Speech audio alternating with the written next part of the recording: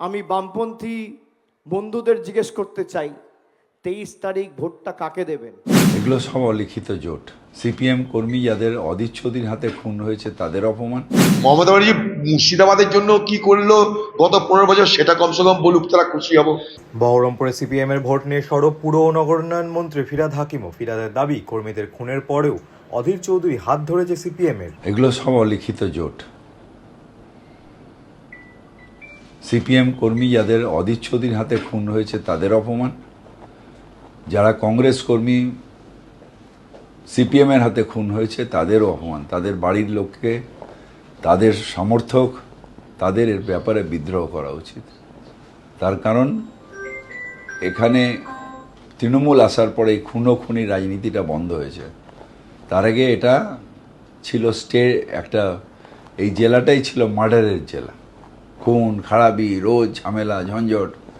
তৃণমূল আসার পরে law and order হয়েছে, সব থেকে পিছিয়ে পড়া জেলা ছিল, এখন এগিয়ে আসা জেলা হয়েছে। সাংবাদিক সম্মেলনে এই নিয়ে প্রশ্ন করা হলে অধীর চৌধুরীর পাল্টা প্রশ্ন তুলেছেন, মুর্শিদাবাদের উন্নয়নের জন্য কি করেছে তৃণমূল। মমতা ব্যানার্জি মুর্শিদাবাদের জন্য কি করলো গত 15 বছর সেটা কমসে কম বলুক, তারা খুশি হব। একটা শিল্প করেছে মুর্শিদাবাদে, একটা বিশ্ববিদ্যালয় করেছে মুর্শিদাবাদে, মুর্শিদাবাদের সংখ্যালঘু মানুষদের জন্য একটাও মাদ্রাসা রেজিস্ট্রেশন করেছে। সংখ্যালঘু মানুষদের স্বার্থে এই মুর্শিদাবাদ জেলায় আপনারা বারবার এসে সংখ্যালঘু মানুষের ভোট ব্যাংকে হাত দিয়েছেন, তাদেরকে দুধেল গাই বলে অসম্মানিত করেছেন। এই মুর্শিদাবাদ জেলায় ওয়াকফ সম্পত্তি কীভাবে লুটপাট হচ্ছে তার খবর দিয়েছেন। আপনারা কি করেছেন সেটা বলুন। শনিবার ভোট প্রচারে এসে তৃণমূলের সাধারণ সম্পাদক অভিষেক বন্দ্যোপাধ্যায় প্রশ্ন তুলেছিলেন, বহরমপুরে সিপিএম কর্মীরা কাকে ভোট দেবেন। বহরমপুরে আমি যতদূর শুনেছি সিপিএম নাকি প্রার্থী দেয়নি। আমি বামপন্থী বন্ধুদের জিজ্ঞেস করতে চাই 23 তারিখ ভোটটা কাকে দেবেন?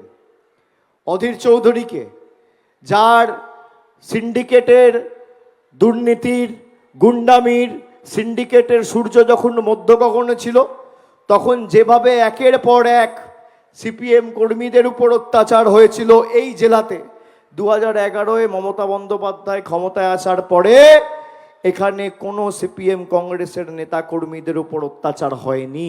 বহরমপুর শহরে আমরা ক্ষমতায় আসার আগে শিবির শেষ করে বাড়ি ফেরার সময় দুপুরে খাগড়া চৌমাথায় প্রকাশ্যে খুন হয়েছিলেন সিপিএমের তৎকালীন যুব নেতা, যার নাম ছিল দেবাশিস ঘোষাল ওরফে রান্টা।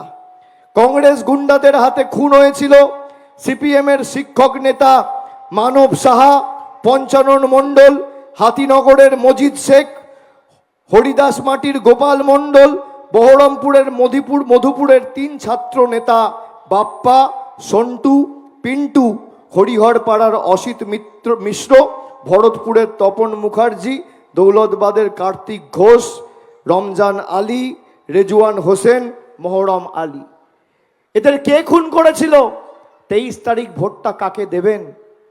কাস্তে হাতুড়ি তারার প্রার্থীও দাঁড় করায়নি। পাল্টা অভিষেক ফিরহাদকে চ্যালেঞ্জ ছুড়েছেন অধীর।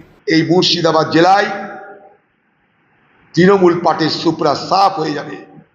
ওই কোথাকার কর্পোরেশন বালাকে নিয়ে এসে, খোকাবাবুকে নিয়ে এসে বাঁচাতে পারবে না। মমতা ব্যানার্জি বুকে পড়ে পদযাত্রা করছে বহরমপুর শহরের উপর দিয়ে। কোথাও দেখেছেন পশ্চিমবঙ্গে যে মুখ্যমন্ত্রী পদযাত্রা করছে? কোথায় যাবে সিপিএম এর ভোট? ভোটের আগে এই নিয়ে তুঙ্গে রাজনীতি।